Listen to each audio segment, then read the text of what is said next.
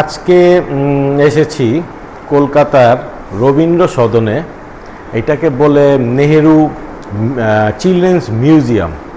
So এটা রবীন্দ্র সদন আসলে metro দিয়ে মেন গেট 2 নম্বর গেট দিয়ে বের হলেই এই মিউজিয়ামটি পেয়ে যাবেন।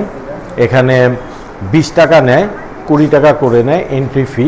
সোম ও মঙ্গলবার বন্ধ থাকে।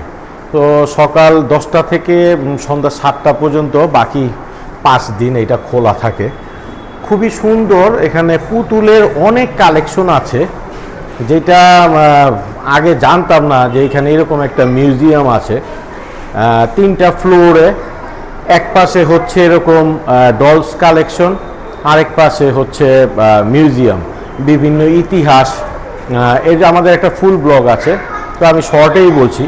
কলকাতা আসলে অবশ্যই এই মিউজিয়ামটি ঘুরে যেতে পারেন, খুবই সুন্দর। আবার বলছি, এটার নাম হচ্ছে নেহেরু চিলড্রেন্স মিউজিয়াম এবং বাচ্চাদের জন্য খুবই ভালো। 3টা ফ্লোরে সুন্দর পরিপাটি সরকারি একটি মিউজিয়াম।